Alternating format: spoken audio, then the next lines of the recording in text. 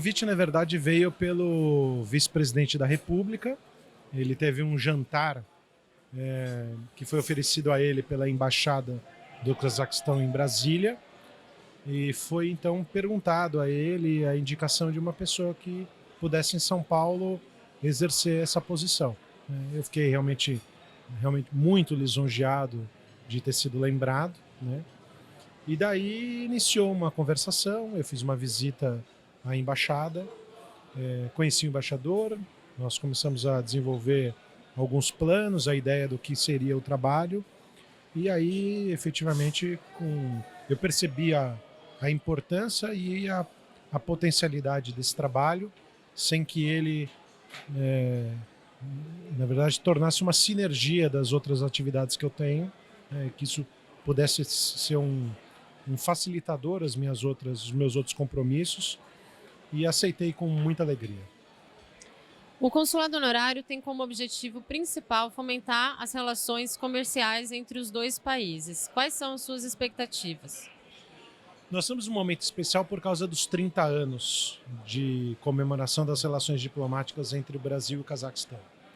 Então, quando nós temos uma data comemorativa, isso, vamos dizer, abre, né, a intenção, a vontade de fazer um pouco a mais. Nós percebemos claramente, né, que o mundo está em retomada depois de um período muito difícil de pandemia, que as coisas de fato começaram a funcionar. E aí o resultado também dessa questão envolvendo não só no Brasil, mas no mundo todo, do processo inflacionário, do aumento da taxa de juros e a importância do trabalho do empresarial.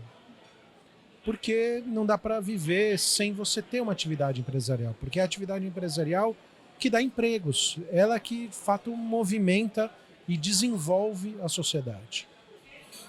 Então esse é um momento de uma conjuntura do Brasil e internacional que dá exatamente essa possibilidade de ampliar essas relações entre o Brasil e o Cazaquistão. Existe um fator adicional, infelizmente, que é a guerra da Ucrânia e da Rússia, que faz com que os outros países busquem uma alternativa, né?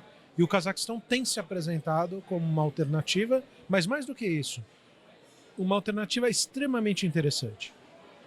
Pela potencialidade que o Cazaquistão tem, pela quantidade de minérios que ele tem no seu solo. Então isso, de fato, tem dado aumentado esse interesse de saber o que de fato se pode fazer com o Cazaquistão. Dr. José Horácio, quais serão as suas áreas prioritárias de atuação e o que seria considerado para o senhor uma vitória ao final dessa missão? Eu acho que a questão do fertilizante é a mais importante. Acho que a questão da guerra realmente coloca essa circunstância como uma circunstância de maior, vamos dizer assim, necessidade, mais do que importância, necessidade em termos do que o Cazaquistão pode oferecer para os outros países. Porque ele oferece exatamente, vamos dizer, os elementos primários para a produção dos fertilizantes e com isso servir de alternativa. Então isso é a grande descoberta do Cazaquistão para o mundo, dada essa necessidade que tem hoje de prover alimentação das pessoas. Então esse de fato acho que é o primeiro passo. O segundo, e talvez o que me deixaria de fato completo, seria mostrar como a cultura do Cazaquistão e a brasileira são muito parecidas. A cultura do acolhimento, a cultura da amizade, a cultura da família. Então, fazer com que de fato exista um conhecimento do país, um reconhecimento do país cada vez maior. Então, pegando o gancho, eu ia deixar essa por último, mas pegando o gancho na sua fala, Qual a sua avaliação dessa noite? Porque acredito que hoje tenha sido um contato maior, um pouco mais descontraído, até mesmo informal, com os cazaques, né? Com os representantes também do governo. E ali ficaram bem evidentes alguns costumes em comum e até algo ali que chamou a atenção dos olhos deles, né? Que são essas relações entre a família, entre os brasileiros. Então, qual a sua avaliação dessa noite, pegando como gancho esses pontos em comuns entre as duas nações?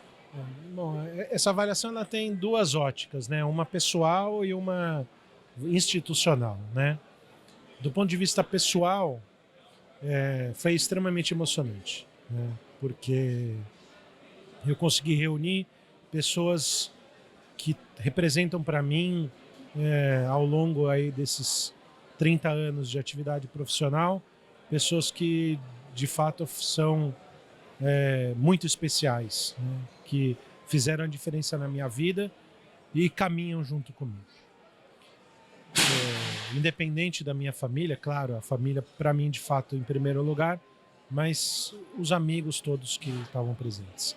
Do ponto de vista institucional, São Paulo não é uma das maiores metrópoles do mundo, né? Falar de Brasil sem falar de São Paulo, você realmente não atinge o seu principal objetivo. E seu primeiro consulado honorário em São Paulo do Cazaquistão é um reconhecimento de que há uma confiança, né? É de fato uma honra extrema poder atingir esses objetivos de mostrar o Cazaquistão ao mundo. Ótimo. E para finalizar, não posso deixar de perguntar, dentre os cônsules honorários, há muitos advogados.